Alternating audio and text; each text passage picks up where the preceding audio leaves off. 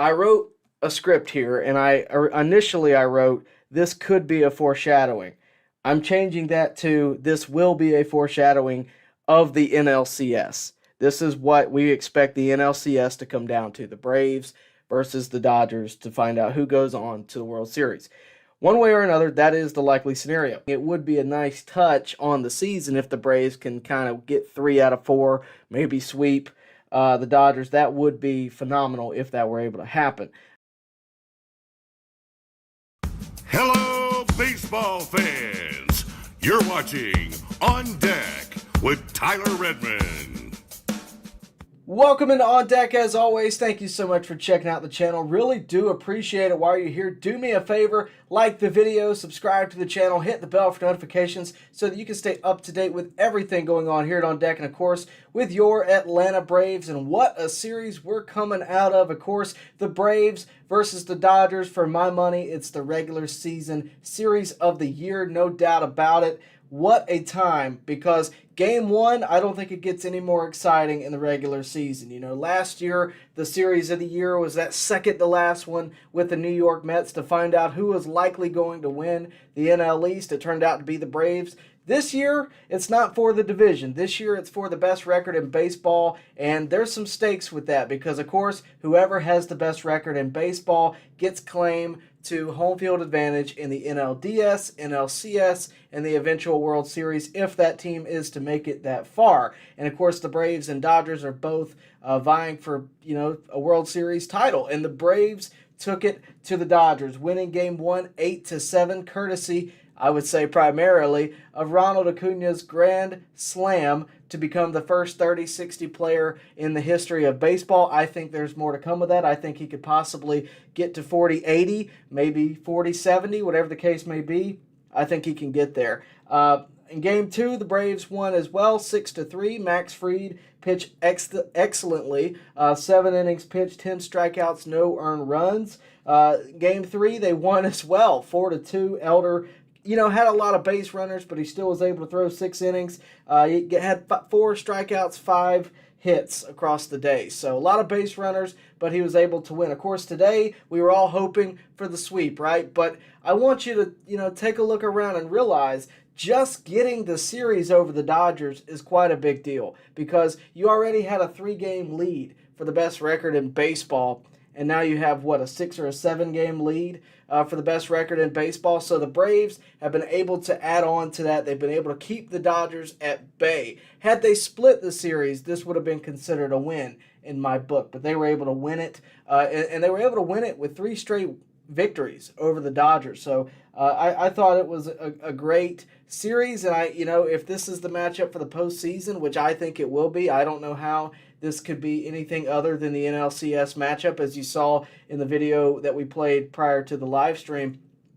I think this will likely be your NLCS matchup, and that should give you some confidence going into the postseason because that's really what we're playing for at this point. I don't think the regular season, not to say it doesn't matter, but I don't believe the Braves are here to worry about the regular season. I don't know what the exact lead in the division is at the moment, but I know it's substantial. But at the end of the day, the Braves are playing for the postseason. They are preparing for the postseason. And one of the biggest concerns lately has been Matt Olson. Matt Olson hasn't hit a home run prior to today in about 2.5 weeks. And the reason that was so concerning was at one point he was hitting them, closer to every day rather than, going a couple of weeks without. So right now, the Braves have a 15-game lead for the division. They're certainly going to the postseason. I think they'll be the first seed on the National League side. They'll have the best record in baseball. I mean, we still have a month to go. There's a lot more to figure out, more to do. But on the pace they're at right now, it's just hard to see them doing anything other than being the best team in baseball at the conclusion of the regular season. But the one thing this series did do, at least today's loss did do, is it showed us a couple of things. I mentioned Matt Olson. Matt Olson, has gone through struggles for the past 2.5 weeks. No homers. He's still hitting the ball okay, but we all know Matt Olson has been primarily the long ball guy for the Braves. And that's been missing. The Braves have been winning without it, but it's been missing. So to see him, not only hit the homer, but also in the ninth inning today, hit a double or hit a clean single, I think, and it stretched out to a double with a stolen base. I think it says a lot about where we go from here. I think Matt Olson will heat right back up. I think he'll probably push toward 50 homers. And if he can get back into a hot streak as we move into the postseason, that spells good things for the future of this team. The other thing it showed us is we have a couple of strong lefties in the pen now. Brad Hand, of course, we picked up at the trade deadline. I thought we would go get a lefty because we didn't have a ton of them in the bullpen at the start of the season, and then we lost some due to injury. Brad Hand's been a pretty good get. His ERA right now is 4.73, but he had a clean inning today, 1 inning pitch, 1 hit given up, but he also had a strikeout, no earned runs. And the other guy who's back from injury, this is a huge get. This is like a get at the trade deadline, if you ask me. Dylan Lee is back. He made an appearance today, 1 inning, 1 hit given up, 1 strikeout, same line as Brad Hand. And if he can give us that against the Dodgers, he can give it to us against anybody. I think that's a big get. It also allows us to not use A.J. Minter quite as much, which I think will help him, but it will also help the team in a lot of ways. So a big return for Dylan Lee, a very overlooked return in my opinion with Dylan Lee. So that's my take on today's game. Yeah, you hate to lose the last one, but it was a huge series win. I think, again, one of the biggest of the year because of the timing, more so than anything, because the Dodgers have been on such a hot streak. We talked about that prior to the series. We did a video kind of looking ahead to this series, and we talked about how they are one of the hottest teams in baseball at that point. I think Sports Illustrated had picked them over the Braves in the power rankings and that kind of thing. And we caught them at their best, and we flat out beat them for 3 games straight. That says a lot about who the Braves are, where the Braves are in their talent level, in their just depth, ability, wherever you want to slice it. I think it says a lot about our starting pitching. The fact that the first 3 starters in this series, Strider, Fried, and Elder, were all able to go at least 6 innings. Of course, Morton did not have his best day today, but that's been unusual for Morton. I expect him to kind of bounce back. But at the end of the day, he also gave us a chance to win. He only gave up two runs over 4 innings. The bullpen was able to hold it down. The Dodgers only scored 3 today. It didn't feel like just getting beat. When on the other side of the coin, whenever a Brave came up to bat, it felt like something was about to happen, and it typically did. So I think what this should do is give you a lot of confidence because we are all aware of how good the Dodgers have been over the past few years. We all are aware of how good they are now, right? They are one of the best teams in baseball year to year, and they're certainly one of the best teams in baseball right now. And the fact that we were able to beat them in this series and the fact that we're likely going to face them in the NLCS, pending things go as they should, this should give you some confidence because I think that this Braves team can stack up against anybody. I've thought it all year, and they just keep proving me right. So that's my thoughts on this series, the Braves and the Dodgers. I thought it was a great one. Thought Game 1 was an instant classic. Acuna's grand slam was one of the best feelings I've had watching baseball in quite a while. I thought it was, again, just a great series. But I want to hear from you, so make sure you drop your comments. Make sure you like the video, subscribe to the channel, hit the bell for notifications, all that good stuff. We are getting very close to 5,000 subscribers, and that is because of you. That is all because of you. That was our goal by season's end, was to get to 5,000 subs, and you guys are making that possible. Every day, more of you come along and join the On Deck community, and we really appreciate that, and it really helps us grow. It helps us get better, and it helps us develop. And the more subs we get, the more views we get, the better this is going to get. So your support does matter, and we certainly appreciate it. That all said, we are going to get into your comments here in just a second. But remember to go check out the On Deck shop. We have a new addition to the On Deck shop that you'll see if you go click on the link, along with our stickers, pennants, sweatshirts, all kinds of things on there with an On Deck logo. You can go find it. We also have now added, and this is all due to my brother, we have added an unpaid intern t-shirt. So if you want to be an On Deck unpaid intern, you can now do that. All you got to do is go buy the unpaid intern t-shirt. It is on the channel. I don't have it ready for you here. Sorry about that. but it is on the channel, and I would love for you to go check it out. We have hats. We have everything that you could want with an On Deck logo, and if I see you somewhere and you're wearing this shirt, we are officially best friends. So please do check out that QR code, check out the link down in the description below, and go get you some On Deck merch. For any of you that have already bought it, we certainly appreciate you and continue to do that. Remember, in the comments section, Super Chats do get your priority. They do get you moved to the front of the line. They also support the channel, and we really do appreciate that. Let's go ahead and get into the comments section. Let's talk about this series. Nicholas tunes in with a "Let's go, what a win." Hey you, no, hey you. They say, hey, I was hoping for a sweep, shaking my head. Look, we all were hoping for a sweep. You saw in that video when we were starting up that I kind of was hoping prior to the series that we would at least get 3 wins, maybe a sweep, because that would really kind of put us over the edge for not only the best team in baseball, but it would be a good just indicator of, hey, we're the new dominant factor in the National League. We're taking over the Dodgers' old position in that spot. Yasuki Knight says Braves did what they needed to do, win the series 3 out of 4 from the Dodgers. Yeah, like I said earlier, if they had won 2, I would have been content. Winning 3, I was happy. If they had possibly gotten the sweep, I would have been ecstatic. 3 is what I think they definitely needed to do. I think it's kind of what they were equipped to do, because you're not just going to walk in and face one of the best teams in baseball and just completely embarrass them. It's just not always going to happen that way. When it does, it's a huge deal. If it had happened today, I would have been, thrilled. But the fact that we had a chance to win in every one of these games was exciting for me. The fact that we did win 3 of them, even better. And I think it spells good things for the future. I don't think, again, I've said this countless times, I don't think we have to worry about about the regular season. I don't think we have to worry about the regular season. I think that is pretty much said and done. Granted, as my father pointed out, there has been bigger collapses than what it would be if the Braves somehow didn't win the division. But I think the division's pretty much sealed up. The Braves are going to win it. If we can get home field advantage, which I think we're on a very good path to do, I think that's great. I think it's, home field advantage, I think, is something that kind of gets overlooked. Sometimes it gets overhyped as well, but it sometimes gets overlooked because I don't know how many of you were there back in 2021 when, this was going on, but the environment at Truist Park that was supporting the Braves, and this is the perfect clip for it, the environment during the postseason, a packed house at Truist Park. If it's the opposite, if it's you're going to LA for 4 of those games as opposed to 3, that could be a big factor in how you turn it around. I was also there a few years ago when the Braves faced the Dodgers back in 2018 when Acuna, ironically enough, hit a grand slam in that series as well against Walker Buehler. And you cannot convince me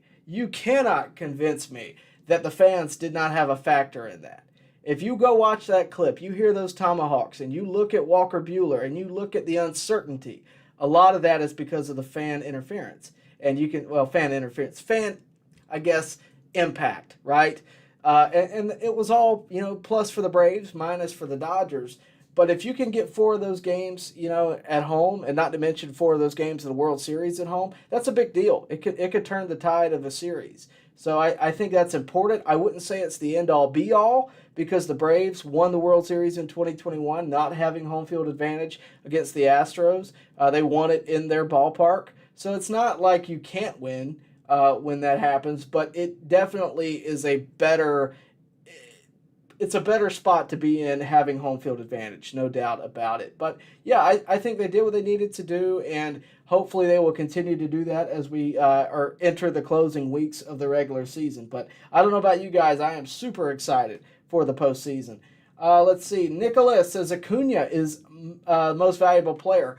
I agree with you. You will not get a disagreement from me when saying that Ronald Acuna Jr. should be the MVP of the year. I think he's outstanding and has been really all season long. His ability to steal bases is something that has gotten a lot of attention this year, rightfully so, but lately it's been overlooked. And what I mean by that, anytime someone suggests anyone else to be the MVP, anytime that happens, you hear, oh, it's just stolen bases. It's not OPS. It's not home runs, whatever. But when you watch a game, when you pay attention to any game that the Braves play in and you see Acuna on the base paths, you see the pitcher uncertain of where he's going, what he's got to do. He can't keep tabs on Acuna. When you see that, and then all of a sudden Acuna is at second, and then all of a sudden he's scoring, you see that happen, you can't tell me that stolen bases don't matter. They might not have mattered for the past few years in baseball, but I would argue that Ronald Acuna Jr. is the closest thing to a Ricky Henderson since Ricky Henderson. Now, that said, I don't think he's Ricky Henderson. I think Ricky Henderson is in a class of his own.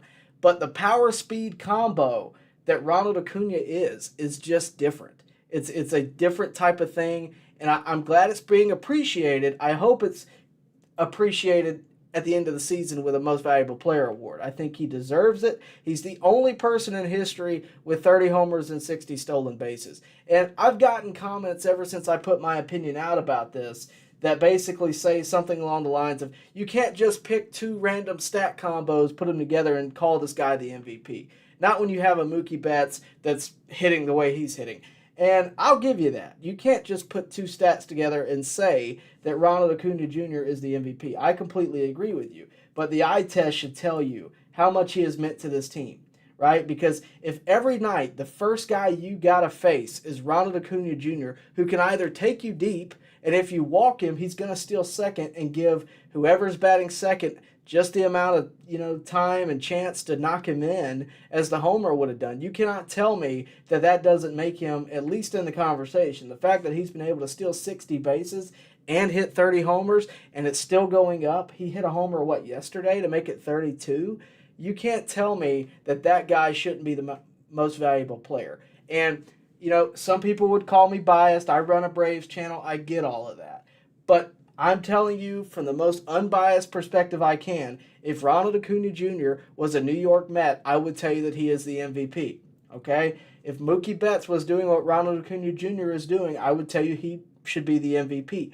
The thing is, no one is doing what Ronald Acuna Jr. is doing. No one in history has ever done what Ronald Acuna Jr. has done this year. Not even Barry Bonds did it, okay? So what I'm telling you is this is different. I think he should be the MVP, and I hope that he is. That said, Mookie Betts has had a phenomenal season.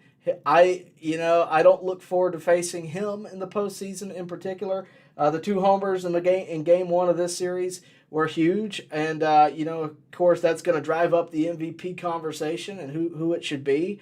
I'm not buying into it. I think what Ronald Acuna Jr. has been able to do all season long should get him the MVP. He has steadily been stealing bases, hitting homers. I think he should be the MVP. I hope that he will be the MVP. And if he's not the MVP, I think it will be the wrong decision. That's my take on who should be the National League MVP. We got a super chat. Johnny T says, Ronnie's stolen bases have been overlooked. A lot of sports reporters diminish it because the bases are bigger and rule changes. Let's talk about that for a second because that's a good point. The bases are bigger. The rule changes have happened. But riddle me this. If it should just be overlooked, why aren't more players doing it? Why aren't more players getting 60 stolen bases? In fact, I'm going to look up who's closest to Ronald Acuna. Let me look that up real quick. In stolen bases. Because if that's the case, why aren't more folks doing it? And to be honest with you, I had that concern going into this season that, it would just be everybody stealing bases all the time, which isn't necessarily a bad thing in terms of ratings for baseball. It wouldn't necessarily be a bad thing. I definitely think the rule changes are a part of why Ronald Acuna Jr. has been more aggressive, but he was always aggressive. Back in, 2019? I think he had close to 40 stolen bases. When was that? He almost went 40-40, I think. He had 37 stolen bases, 41 homers back in 2019. So he's always been aggressive. Does the rule really make a difference? I don't think so because it's not like he's waiting for that third pickoff to then take off. And the pickoff, I don't think, has really been a huge factor for Ronald Acuna. He's been taking off first pitch sometimes. So I don't think it's a huge factor in it. So in terms of overlooking it, yeah, the bases are bigger, but he's still got to run 90 feet. I mean, I just don't see that that being the case. Yeah, the closest guy to him, I see your comment there. The closest guy to him is Ruiz from Oakland. He's got 54 stolen bases. He's also got 3 homers. Now, granted, he's in Oakland, but compare that to the 32 Ronald Acuna is doing. No one is doing both. No one. The only one you could really compare to Acuna right now would be, or the closest thing would be Corbin Carroll from Arizona. He's got 41 stolen bases and 24 homers, less in both categories. So for me and my money, Ronald Acuna Jr. should be the MVP. Now, granted, we still have a month to go. If the season ended today, I would tell you that Ronald Acuna Jr. should be the MVP because he has steadily done this all season long. And I think if you take him out of the Braves offense, I don't think it works the same. I just don't. And this Braves offense has been absolutely historic in terms of what it's done this year. So that's my take on the MVP. I know that's going to be a topic of conversation for, the foreseeable future, and rightfully so, it should be. But I also think that both of these guys, both Ronald Acuna Jr. and Mookie Betts, are not thinking about winning the MVP. I don't know if you guys saw it, but Ronald Acuna tweeted the other day, quote, "I put on for my city." That tells me he's more concerned about what the Braves do than what individual accolade or award he gets. And I think that's where our mind should be. Of course, the MVP, is going to be a topic of discussion. I don't mind talking about it. In fact, I like talking about it because I think the more we put out there that Acuna should be the MVP, the more likely he will be the MVP. I think most people would still say Acuna should be the front runner for the MVP. I would be shocked if Betts took it as of right now. Let's go ahead and jump back into the chat. Really do appreciate all of you guys tuning in. Really makes my day that when you guys tune in, it helps the channel. Any comments you have, put them in there. Really thanks to Johnny T as well for putting in the super chat. Remember, super chats do get you in the front of the line, so if you have a comment that you just can't wait to be answered, please do super chat it. Doesn't matter the amount. It helps the channel. We really do appreciate all of that. Thank you again to Johnny T.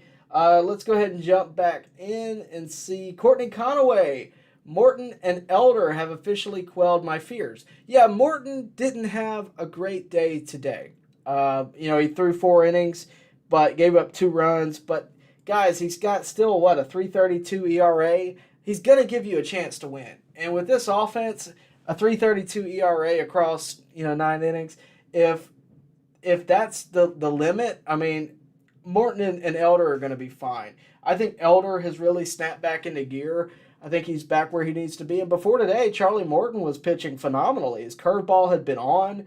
And to be honest with you, I think once the postseason rolls around, Morton's going to show you even more that he belongs in this spot. And for all the folks out there that were questioning Morton making what he was making, entering this season, of course, he's on a 1-year, $20 million deal. I think that's kind of died where it stood. I think that pretty much ended here lately. I think Morton has been phenomenal this year. You consider his age. I don't know what's going to happen beyond this year. We can talk about that, once the offseason comes. But I think that ultimately Morton has shut down a lot of that, fear and conversation about the concerns with him. I think you're on that same path of, okay, Morton, we're good, right? I think that's where we should be. And, in terms of Morton in the postseason, there's no one I want on the mound more than Morton when it comes to the postseason. Hey You says 2 things we learned from the series. We are better than the Dodgers and Acuna is MVP. One series doesn't just mean that. I definitely think, and I said this prior to the series, I had a few reasons why this series was the number 1 series of the year. I had a few reasons. Number 1 was the fact that this could be a foreshadowing of the NLCS. I think it will be. Number 2 was the fact that you had the MVP candidates going head-to-head against each other. Also, the 2 best teams in the National League going head-to-head against each other. It could mean something for the MVP conversation once the end of the year rolls around. The other reason was simply, home field advantage. There was a lot of reasons that I thought this series would be the biggest of the year. All of those, I think, still now. And I think the Braves winning makes it all the better. I really hoped that the Braves would at least get 3 wins. They were able to do that, and I think we're going to be ready to go. Hey You says that Miller pitcher might be a problem if we face him in the playoffs, though. You're talking about Shelby Miller. Here's the thing. Yeah, I agree with you. I think, Shelby, if we face him in the playoffs, it's going to be, he's going to be dangerous. But, to put a positive light on that, let me see. I want to say it's that ball right there. Shelby Miller signed that ball a few years ago, back when he was on the Braves. I did the old Braves caravan where they used to go around to Academy Sportses and Dick's Sporting Goods, wherever they would go. And I met him along with Freddie Freeman and a couple of other players. That's his All-Star year too, whatever year that was. I think 2018, I want to say. Shelby Miller's gone through it over the past few years. He started out as a starter, didn't have a great second half of his All-Star year, and never really found it again until now, until he found his way to the Dodgers and into the bullpen, and he's been stellar for them. The fact that they go to him in the 8th inning with a 1-run lead should tell you something. I think he's been very good. And to be honest with you, in some regards, I'm happy for him.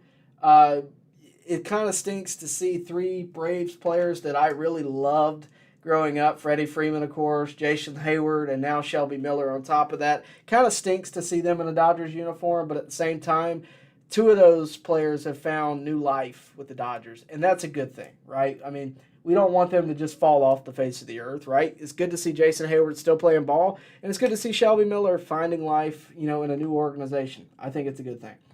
Matthew, Tyler, is it just me, or is this new playoff system unfair for the number 1 seed? If the Phillies and a wild card team worse than the Phillies both advance, the Braves would still have to face the Phillies. Why? All right, let me digest that. If the Phillies and a wild card team worse than the Phillies both advance, the Braves still have to face the Phillies. Why? Well, I mean that's where we're at. I don't particularly love it. I never thought we should expand the postseason anyway. That said, for a lot of those teams that aren't quite as good throughout the regular season, for those fan bases, it's a good thing. I thought the Braves were at a point where it wouldn't really help them for the postseason to be expanded, because I think they're going to be on a path to win the division every year. So, we'll see what happens. Oh, you're talking about Bobby Miller? I'm sitting here talking about Shelby Miller. Sorry. Yeah, Bobby Miller. He had a great day today. And it is what it is. It's all the Braves can do is go against them, and not every game is going to be 8 runs. Bobby Miller, when we face him, he's going to be difficult, but he's one starting pitcher, right? He's one game. I know Acuna was 0 for 3 against him. I don't know where everybody else was. Ozzie Albies was only 1 for 3 on the day. Riley was 0 for 4. Olsen had 2 hits, but I don't think they were off Miller. And Ozuna was 1 for 3, and I think his hit was late as well. So yeah, Bobby Miller had a good day. There's no doubt about it. Sorry about that. I thought you were talking about Shelby Miller for whatever reason. But yeah, I when you get to the postseason, everything is magnified. You try not to overthink anything. He's a good pitcher, but so was Walker Buehler back in 2018, right? And Walker Buehler, still is. But we beat Walker Buehler, right? He was a rookie back then. He was the only pitcher we beat, and I thought he was one of their best pitchers at the time. So don't overthink it too much. If we face him in the postseason, it'll be what it'll be. But we probably will face him. But it's, again, one game. Let's just hope he doesn't cool us off completely. All right, let's go ahead and revert back to Matthew. Tyler, is it just me, or is the new playoff system unfair for the number 1 seed? The Phillies and a wild card worse than the Phillies both advanced. The Braves would still have to face the Phillies. Why? Look, I mean, they're going to have to face whoever they have to face. To me, the Braves are by far the best team in the National League, and certainly in the National League East. So if we have to face the Phillies, we have to face the Phillies. Last year, I was of the opinion that the rest didn't really benefit the team, right? I never thought that rest was, when you watch the series, the team just looked out of whack and, frankly, kind of gassed and out of rhythm and, all that. But here's the thing. If rest wasn't, a benefit, I don't think the Braves would be trying to win the division. They would just, let's just barely make the postseason, right? I definitely think it's a benefit. Should the Braves have to face the Phillies? If the Phillies make it, then yes, they should. It just is what it is. Oh, okay. Shouldn't the number 1 seed always get to face the easier wild card? I mean, yes, but it's kind of always just about who. I mean, I don't know. I haven't really analyzed the postseason bracket. We're not there yet. I kind of, I usually try to look at it when the time comes. But for me, I mean, yes, they should, but at the same time, you're going to have to face them at some point. Whether if the Phillies made it all the way to the Dodgers in the NLCS, then it's all about finding who is the best. It's not about the Braves will be positioned in a spot where they'll have a bye in theory, and they'll face whoever makes it there. That's kind of my take on that. Let's see. Joe Reese says, I've read several articles saying they expect to be called up around the 14th after the service time issue, keeping him under 172 games, giving the Braves an extra year control. I don't know who you're talking about there, Joe. I might have missed an earlier comment. Let me know down below who you're talking about. If you're talking about Soroka, I definitely think around the 14th, a lot of folks will be called up. I think Darius Vines will be called up at that point. And, if the rosters do expand, which I'm not sure what the rules are this year on that, I think you might see a A.J. Smith-Shawver appearance as well. So, we'll see. Let's see. Ryan Baker should have swept them. They can no longer beat Seattle's 116-46 record now. Let's look at that for a second. How many more games do they have? Hang on a second. Because I was actually talking about this with somebody earlier. The unpaid intern, Jacob, actually. 90-46. So, basic math here for a second. 90 plus 46.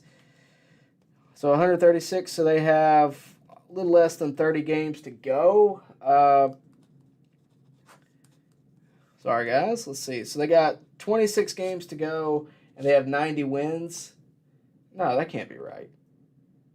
I guess I did do math. 26 games to go. I mean, this game wasn't going to determine that anyway. It's one game. But, no, I mean, I don't care if they break that record. I mean, it would have been nice, but I care about if they accompany it with a World Series championship. I mean, honestly. Somebody asked me kind of casually, do you think they could do it? I'm like, well, what does it really matter? Like, it would be great, but if they get over 100 wins, we're good. They need 10 wins in the next 26 games to get over 100 wins. They can probably still break the franchise record, which I think is like, 103, 105?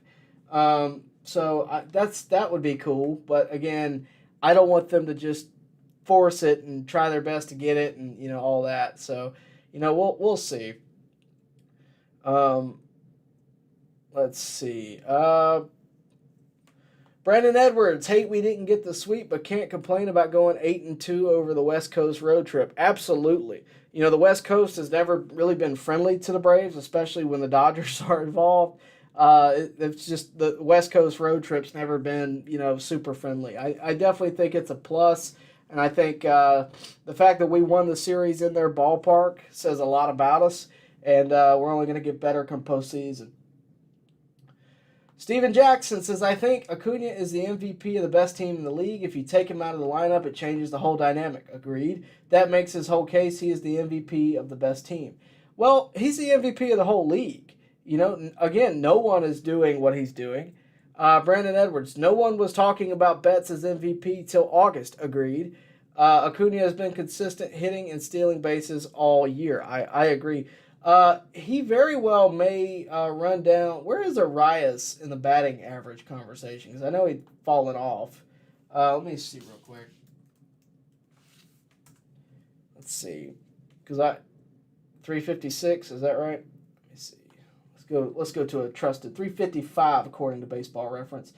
Acuna's at 337. I mean, he could still, if he has a hot end to his season, he could run down Arias in the batting average conversation. So you have that to consider as well. But yeah, I mean, nobody was talking about Betts as MVP till August. I'll agree with you there. And like I said, Acuna has been consistently doing this all season long. Let's see.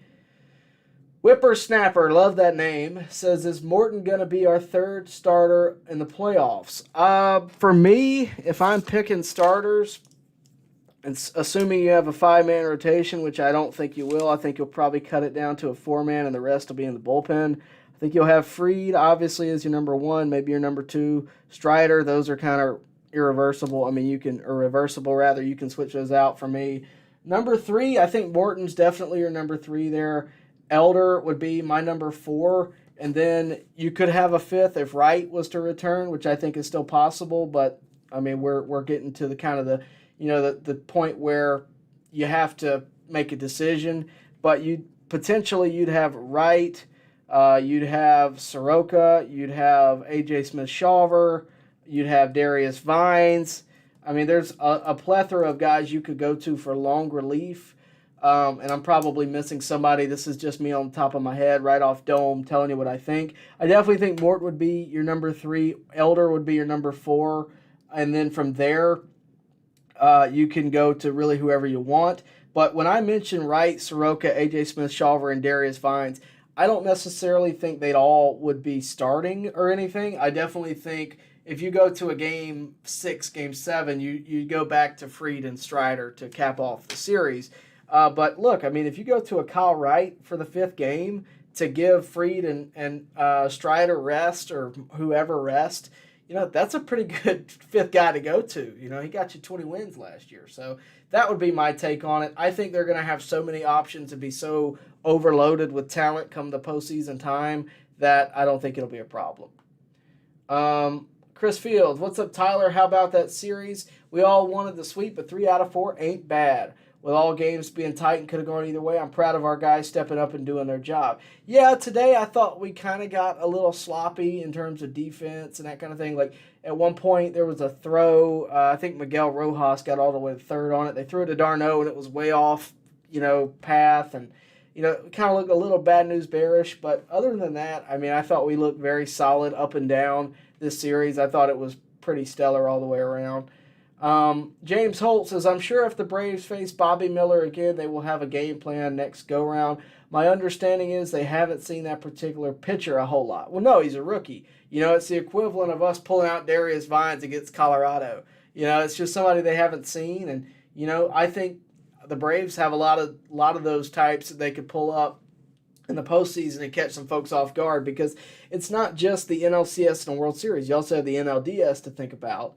You want to rest folks. If the NLDS was to go to all 5 games or wherever how many games there are this year now, if it was to go to all 5 and then the NLCS go to all 7, you're going to need some of those depth pieces. So I mentioned, Kyle Wright, Soroka, A.J. Smith-Shawver, Darius Vines, those guys, Dylan Dodd, Jared Schuster. I mean, there's a lot of those guys that they could just call up, hey, throw 5 innings and give us, some relief here. There's just that option if they want it.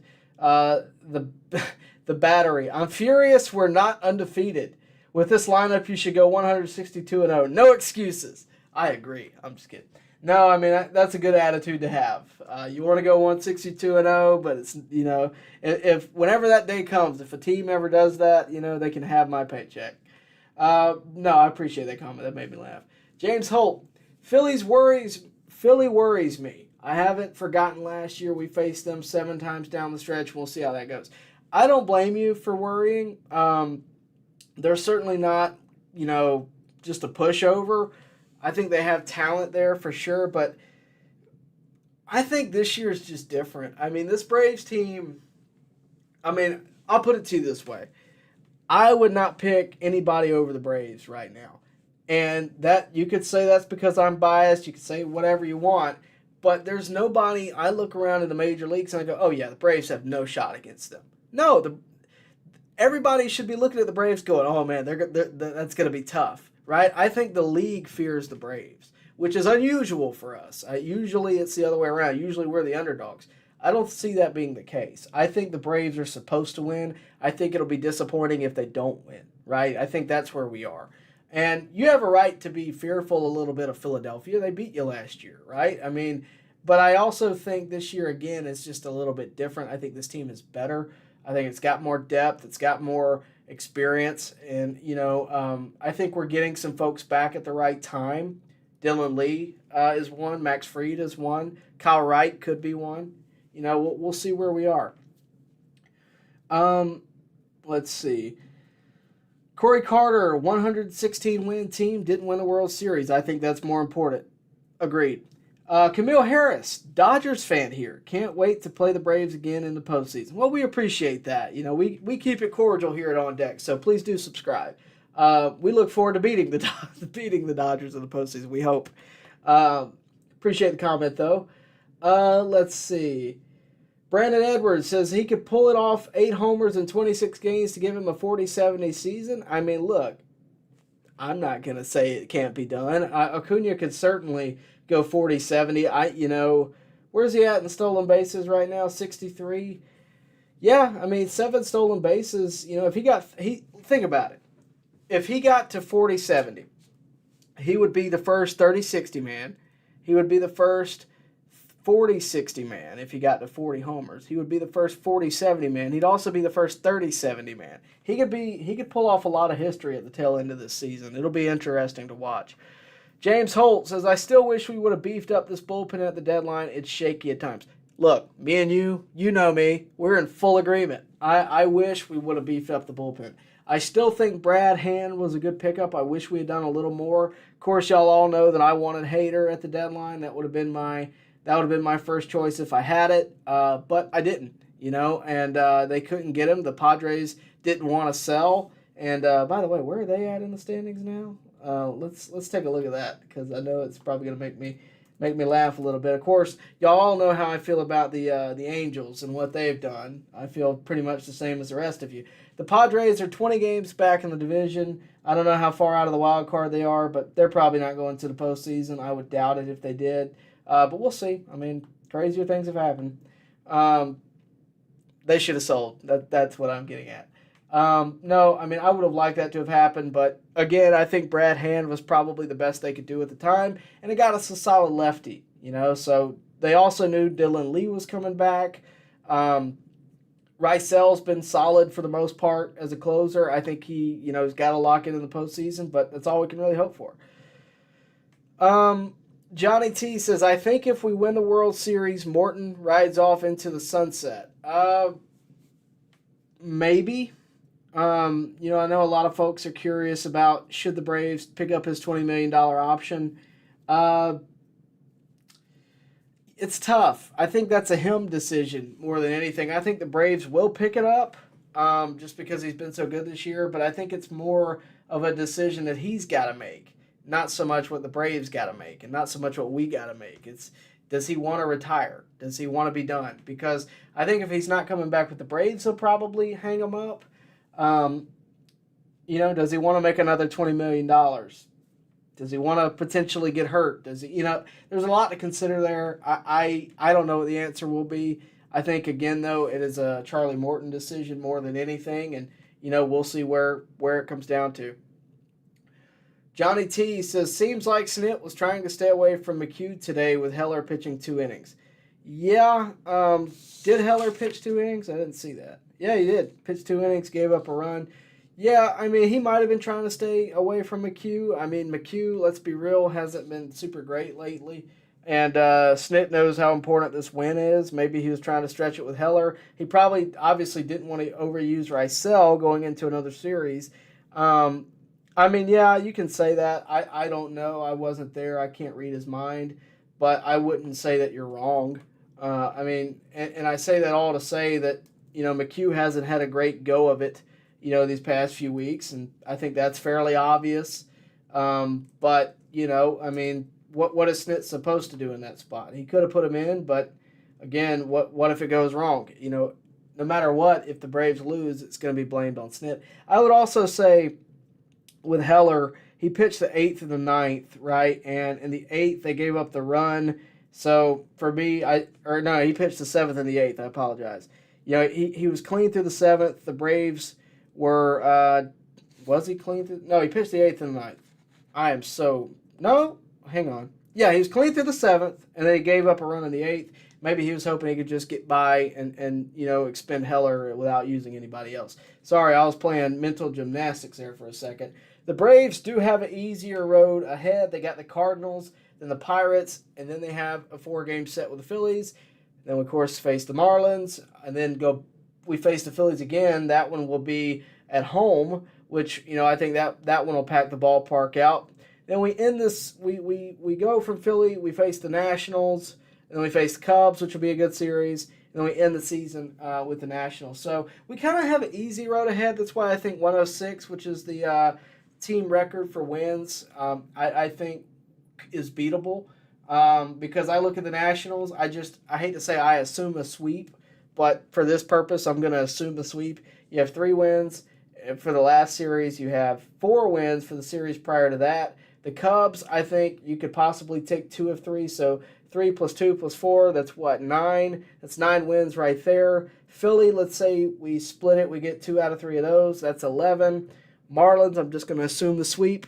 I mean, this is me just quickly looking at it and thinking. So we're at about, what, 14? Split the 4-game series with the Phillies, so that's 16. You're at 90 wins, so that's 106 right there. And then you have a series with Cardinals and Pirates. So it is possible. Is it probable? Who knows? But, we'll see. Will Miami get in? Let's see. Standings. They could. I mean, it's possible. You tend to forget, that the Marlins are better than they used to be because the Mets, I think, they're in 4th place and they're fighting to stay out of last place. They have only 63 wins. The Nationals have 62. So, we'll see. It's tough to say though. I'd say right now, will they get in? Let me try something. Let's see. So this is the latest MLB postseason picture, if it's what I think it is. September 2nd. Okay. Well, let's take a look at it. National League. According to this, no. No. It would be Phillies, Chicago, Milwaukee, San Fran, and, of course, the Braves and the Dodgers, according to what this is. I didn't think they would. But the Marlins are certainly better than what they were last year, for sure. Matthew, Tyler, the Braves do not pick up McHugh's option, right? What about Yates? We're spending $10 million of salary space on those 2 pitchers every year. Do we pick up Rosario's option or go with Grissom in left field? All right. Let's go ahead and just get this Grissom conversation over with. For me, if Vaughn Grissom, and I suggested this idea 2 years ago, and it's kind of taken a life of its own at this point. I've seen it Facebook, everywhere. I disagree with former me. I don't think Vaughn Grissom is playing left field. I think if he was, we would have seen some indication that he is headed towards that. And to be honest with you, we just have not. He's not playing it in the minors. He's not playing it in the majors. He is an infielder. That is what they're hoping he will become. Do I think he could play left field? I think he has, the ability necessary to do it, but I don't think they would just put him out there, especially if they were considering replacing Rosario with Vaughn Grissom. I don't think they would just do it in the offseason. I don't think they would just, okay, that's what we're going to do. We're not going to extend Rosario. We're going to put Vaughn out there without giving any kind of transitional point. I just don't see that happening. So for my money, I don't think Vaughn Grissom's going to the outfield. But what do we do with him? I think we trade him. And a lot of folks aren't going to like that. I get it.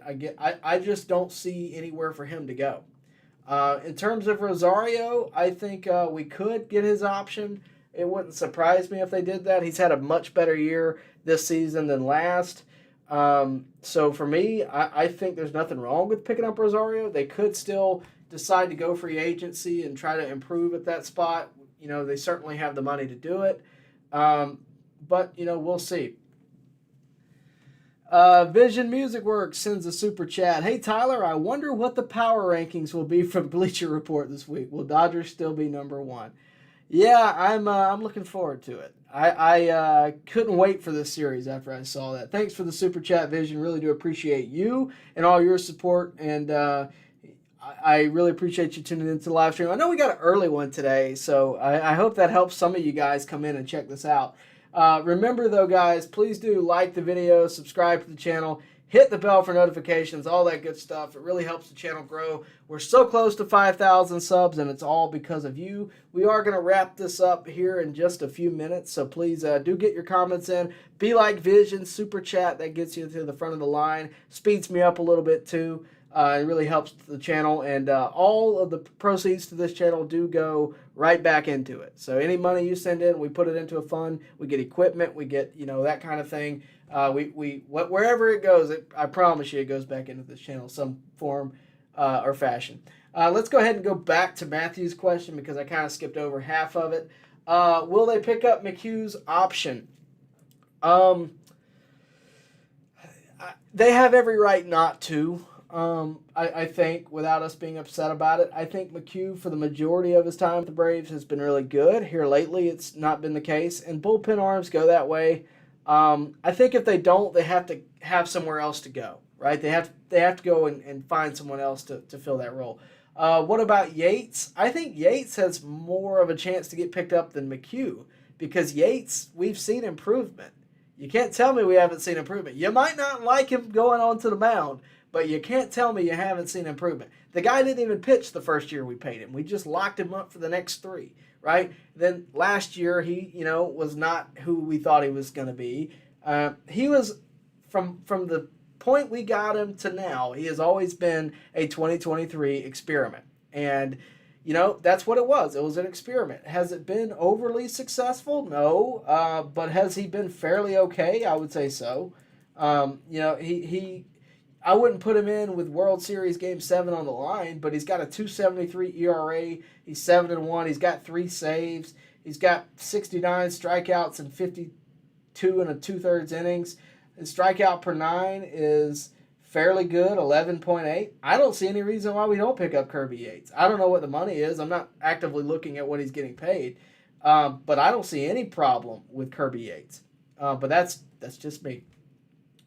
Joe Reese, do you think McHugh is the odd man out of the playoffs, putting Soroka or Smith-Shawver in his place? Well, that was just an idea.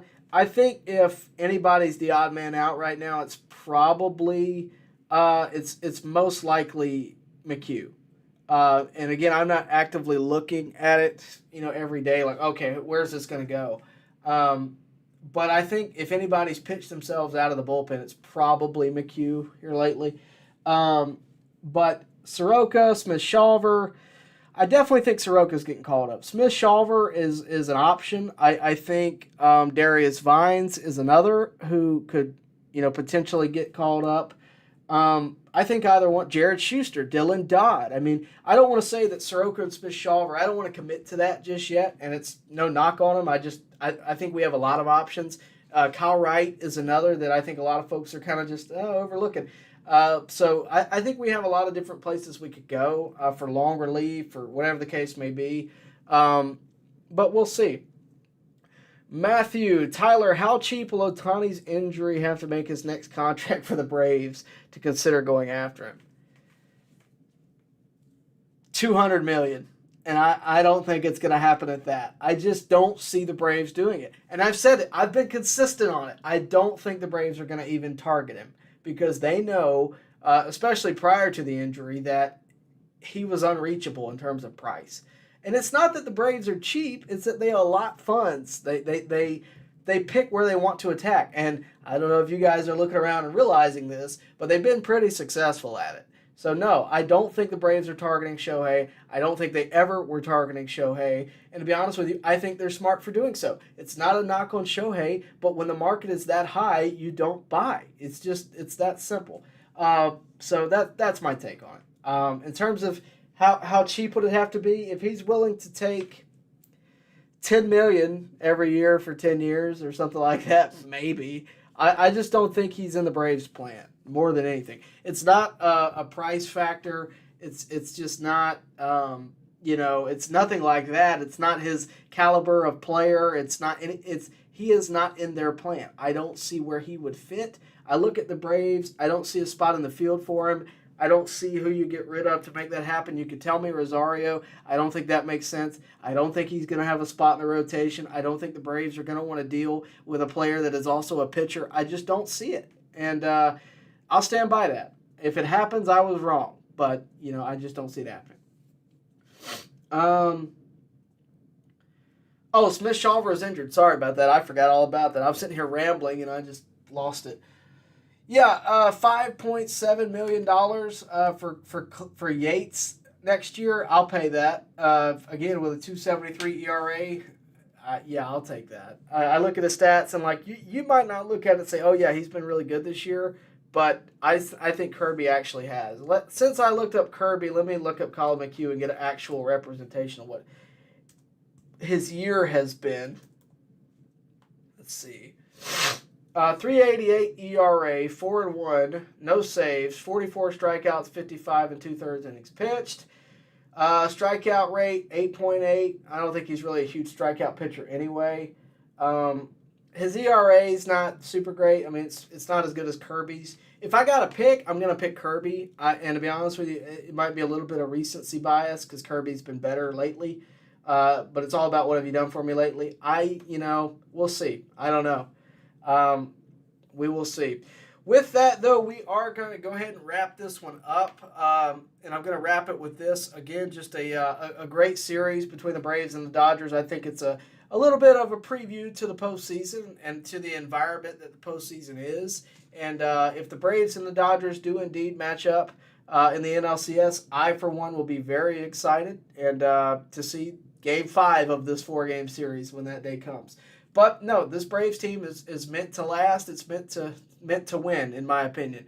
That said, please do me a favor. Like the video. Subscribe to the channel. It really would help us. We're so close to 5,000 subs, and we need you to make it happen. Share this video with your friends, with other Braves fans that you know. Share it on your Facebook. Wherever you want to share it, just share it. Tell people about us. Again, though, like the video. That's the most important thing. Subscribe to the channel. Hit the bell for notifications so that you can stay up to date on everything going on here and On Deck. And, of course, we'll see you next time right here at On Deck. Baseball fans, make sure you like and share this video and subscribe to this channel. As always, thank you for your support.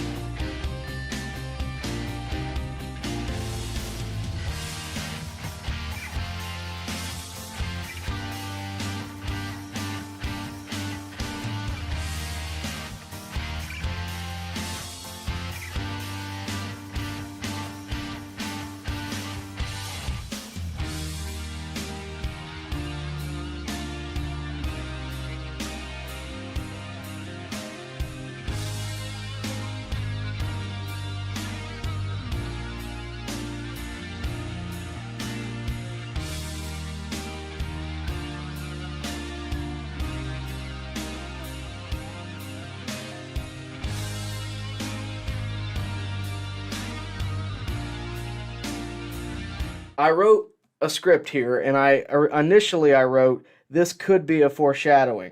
I'm changing that to, this will be a foreshadowing of the NLCS. This is what we expect the NLCS to come down to, the Braves versus the Dodgers, to find out who goes on to the World Series.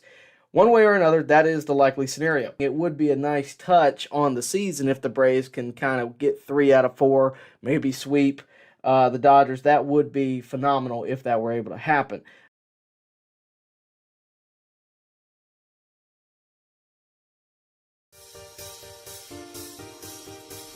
Baseball fans, make sure you like and share this video and subscribe to this channel. As always, thank you for your support.